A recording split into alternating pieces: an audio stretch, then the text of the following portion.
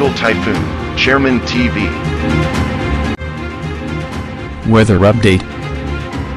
Helping homeless people. Please subscribe.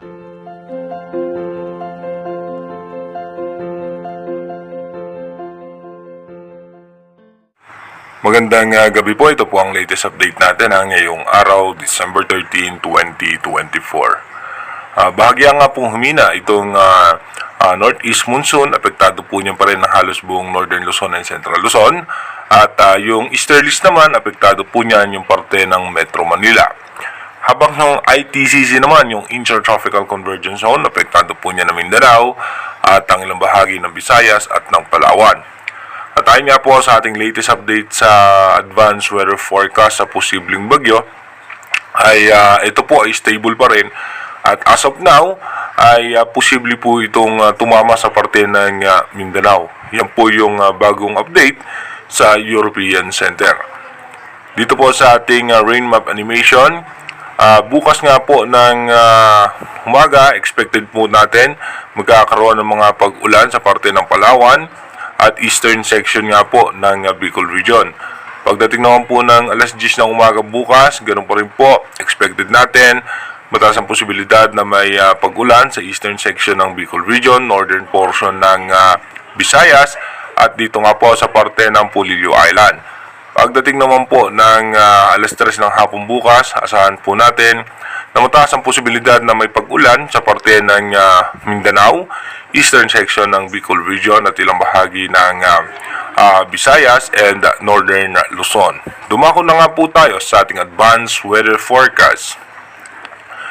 Dito sa ating advanced weather forecast, by December 14, expected natin yung northeast monsoon pa rin, epektado pa rin ng Luzon, at habang yung ITCZ naman, dito nga po sa parte ng Mindanao.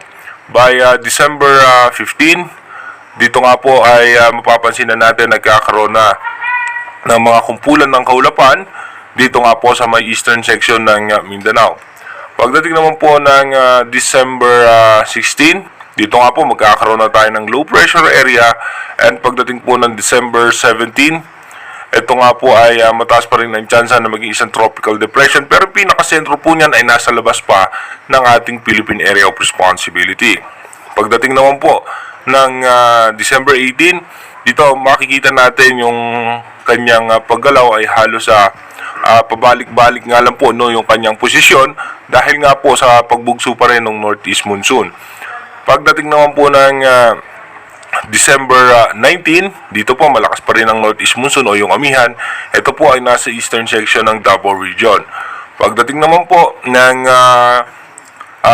December 20, bahagyang hihina nga po hihina yung northeast monsoon, kaya dito po magkakaroon ng development o magdi-develop na po ito bilang isang tropical depression or mahinang bagyo sa eastern section pa rin po yan ng Mindanao. At pagdating nga po ng December 21, ito po yung magkakaroon ng landfall scenario nga po dito sa may parte ng Mindanao dahil nga po sa paghina ng northeast monsoon. By December 22, expected na nga po natin yan. Dadaan po yan dito sa may Zamboanga Peninsula, at by December 23, muling lalakas yung northeast monsoon, mapapansin natin, at halos magiging stationary itong posibleng bagyo, at dahan-dahan po magda-downgrade yan dahil sa northeast monsoon. Again, inuulit nga po natin na yung ating advanced weather forecast is possible scenario pa lamang po yan. Malaki pa rin po ang posibilidad na magbago po yan. Kaya manatili tayong tumutok sa ating advanced weather forecast para malaman natin kung ano nga ba ay magiging posibleng senaryo nitong posibleng bagyo na makakaapekto sa ating bansa. Iba yung paghahanda at pag-iingat na para sa ating mga kababayan dito nga po sa parte ng Mindanao at ilang bahagi ng Visayas dahil nga po sa posibleng banta ng bagyo. Mag-iingat po tayo palagi. God bless po sa ating lahat.